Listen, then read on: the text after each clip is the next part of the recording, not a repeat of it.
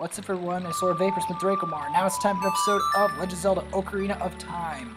Last time, we went to the Fire Temple, saved the Gorons from a weird worm-like dragon that goes under the ground. Looks like one of those Chinese dragons you see at festivals. And in this episode, we are going to go to the next temple, which is the Water Temple. One of the more complex temples in the game, with some reasonably challenging enemies. And we are going to be taking the Master Sword out of the pedestal, because this was also when I was collecting a lot of heart pieces and other upgrades, because there is a lot of heart pieces and upgrades in Ocarina of Time. I recently had some wrist issues, so as an update, this is like I've somewhat recovered from them. I haven't completely recovered from the wrist issues, but they are less than they've ever been. So we're going to go play the Serenade of Water and go to Lake Hylia. And in Lake Hylia, we are going to go to the bottom. Oh yeah, and I will also show the ice caverns as well that are needed to get the iron boots here. I decided to stick though to the dungeons because the ice caverns are not very interesting. They're just kind of caverns that have iron boots in them. There are a few creatures like freezards and stuff in the ice caverns, but not too much. Anyway, we're going to be putting on our Zora tunic, which is another thing you can get from King Zora when you thaw him out of the ice cube. And then you can use your hook shot to hit that switch and allow us to go into the Water Temple. And yes, you do need the iron boots, so you will need to go to the ice caverns, which I will be showing later. We need to go to the ice caverns to get into the Water Temple. Now, the Water Temple is actually kind of complicated. There are like 4 different areas, and I recommend actually starting with meeting Princess Ruto, especially because the other thing doing this dungeon is just a lot of moving blocks, and people would rather talk to Princess Ruto than watch me move blocks, believe me. And these are these underwater metal spiked balls. They are a common enemy in this dungeon. And here is Princess Ruto. Ah yes, we are Vaporsmith. You're our fiancée, Ruto, Princess of the Zoras. I never forgot the vows we made to each other 7 years ago. It almost feels like 7 years since I posted my last video. You're a terrible man who waited 7 years. Now's not the time to talk about love. I'm sure you've already seen it. Zora's domain, totally frozen. A young man named Sheik saved me from under the ice. My father and the other Zoras have not yet. I want to save them all. You want to save Zora's domain. Alright, you want me to help you? You want a request? Oh, we're supposed to have a fish woman for a wife? That's interesting. Okay. So there's 3 places we can change the water level, and she will lead the way. So, yes. The thing is, the 3 places I will be discussing this is part of the big mechanic of the dungeon. You will want to be careful about changing the water level, because there are certain ways to lock yourself out of this dungeon if you change it at the wrong time and like save. You want to be aware about when you change your water level. So, and you want to be aware of the various, like, getting trapped in here is the biggest danger. This place is built like a trap, so keep that in mind. So we're going to be destroying these spiked balls, and these metal spiked balls, which I forgot the official name for. They release bombs when defeated, and we get ourselves a nice large treasure chest. Now, you can go to the other room, but I prefer to start at the main room, where Princess Ruto says of the 3 water level changes. This is the first water level change area. There are 2 others though. This is the one to drop it to the 1st floor. So you play Zelda's Lullaby, left, up, right, And that allows one to lower the water level down to the lowest floor. Which is needed because you're going to need to be arranging blocks in the lowest floor to access many different keys. There are a lot of keys in this dungeon, and missing any of them probably means you cannot proceed to the dungeon boss. Now, here you're going to want to shoot arrows through the flames into these 2 torch braziers, and that will allow you to open a grate with these very interesting weird designs on the door. And here we have some shell beads, which I actually know the name of, and you're going to want to shoot them when they open, but you're also going to watch out because they can try to, like that, ram into you from behind and cause a significant amount of damage.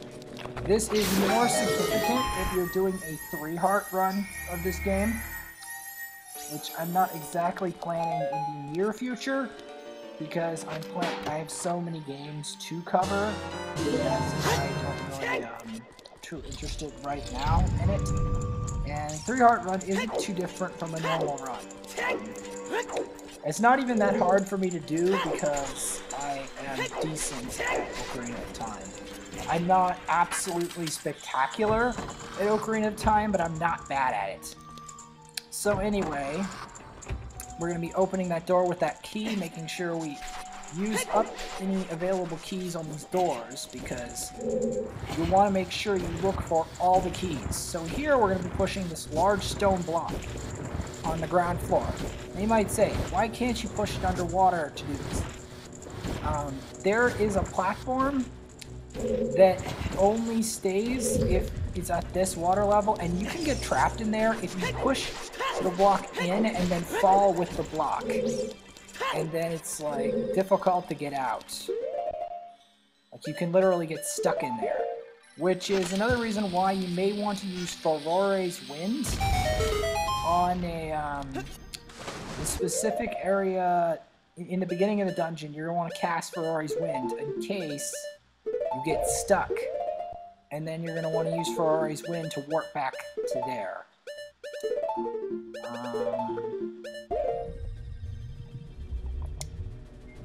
I've had a lot of problems with wrists clicking until my internet probably works. I will be checking that, but only because my wrists have slightly recovered from that.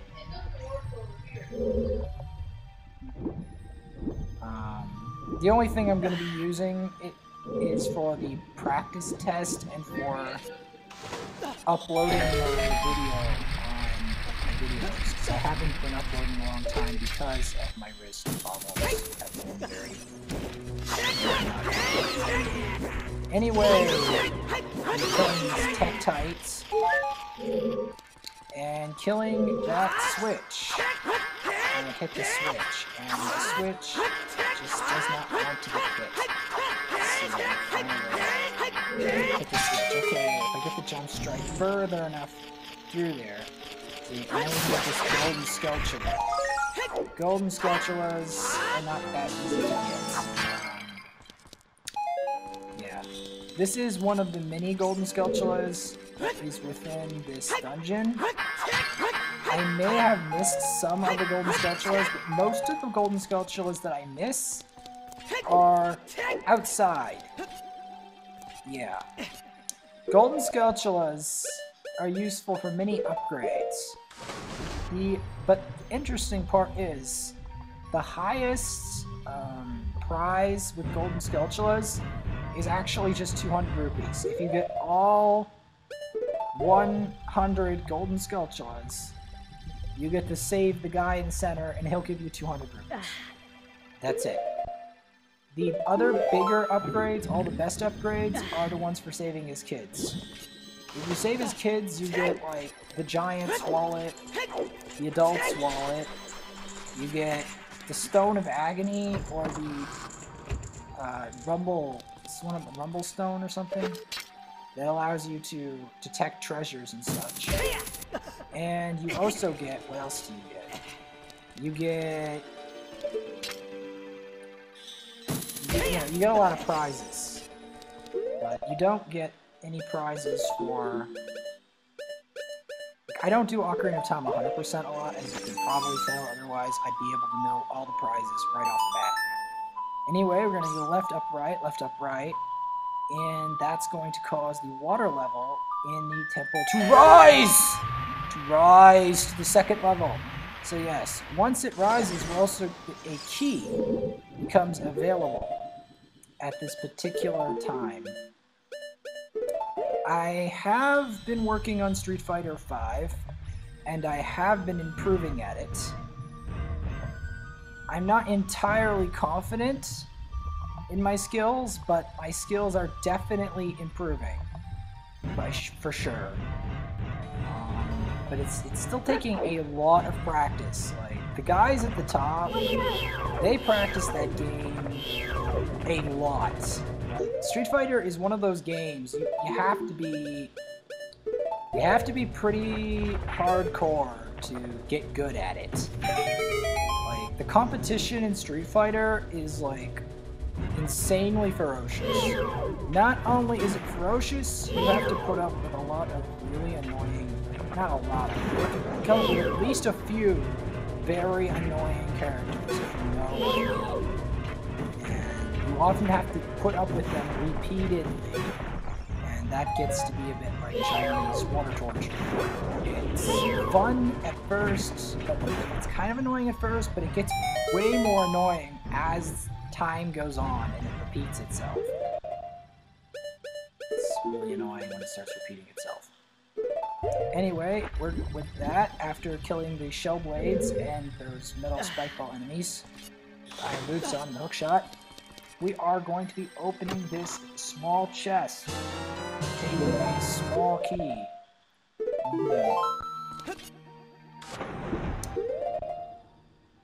What else is there? I'm still good at Mario Kart. I'm making a lot of progress on my book, and I'm getting lots of insight into my mom with co-op project on my novel. The reason why I'm wanting to co-op it is because it involves a lot of messing around with the computer, and if I do that excessively, it really messes with me right now, especially now, because like my hands got like messed up in high school, like majorly, and that didn't end well.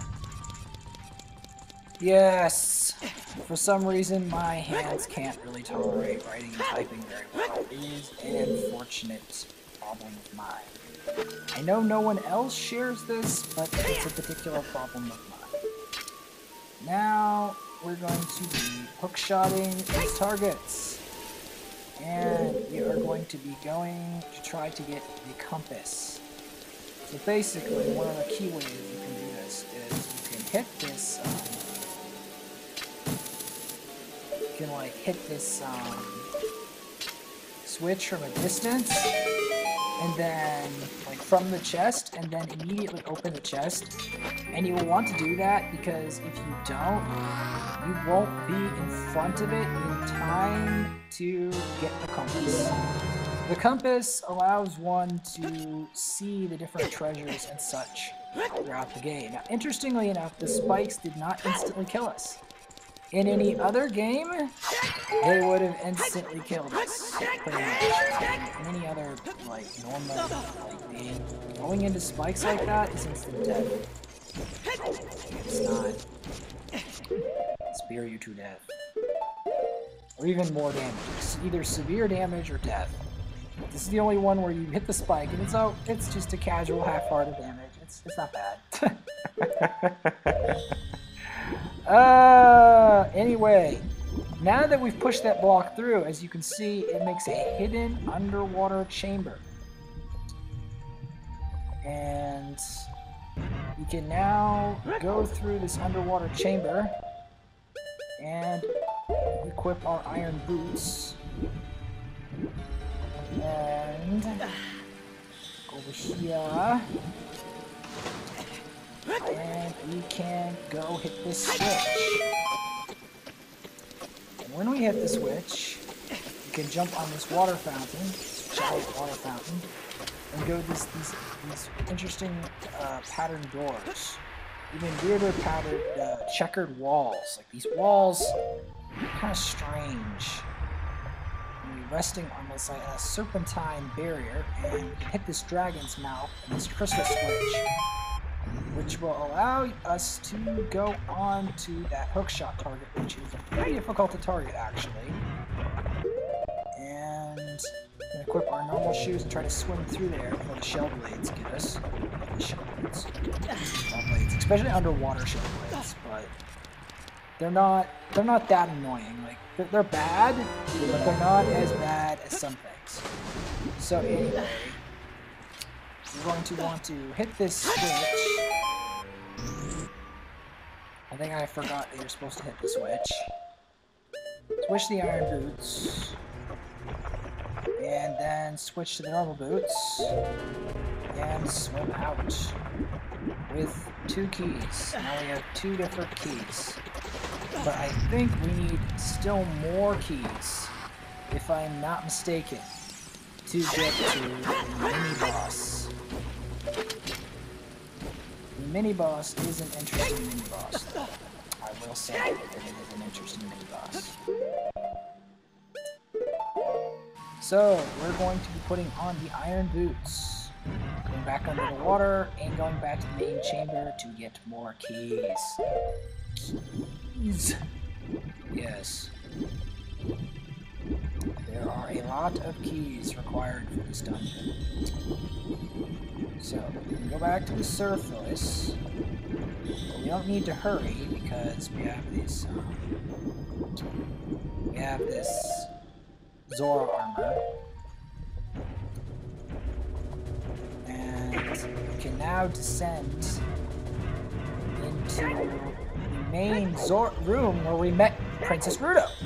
And you're like, what could possibly be in the room that Princess Ruto is in?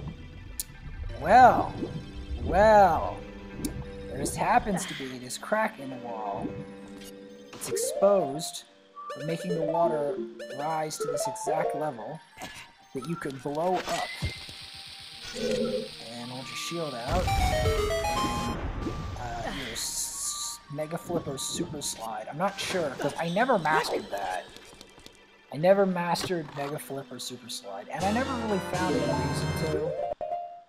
Because in normal play, Mega Flips and Super Slides are never used. But they're used a lot in runs where people try to make the fastest possible run of the game for competitive reasons. And yes, Ocarina of Time was and still is played competitively among elite gamers. But I'm not really particularly interested in playing this game competitively. This just doesn't seem to me like a competitive game precisely. Like, you don't get to fight the guys directly. Here you can hit this switch and ride this water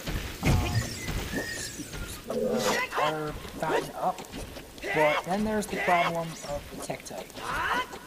The Tektite will knock you out of the water column.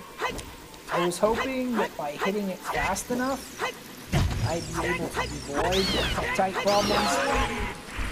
I was overly optimistic about that, so that's why the Tektite dropped from the ceiling on my face, because I was overly optimistic about my timing with that switch and water fountain.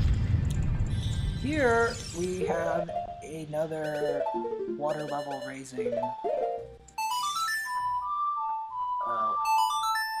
No, like a water level raising place. So you played Zelda's Lullaby, and by playing Zelda's Lullaby, you raise the water level to the 3rd level.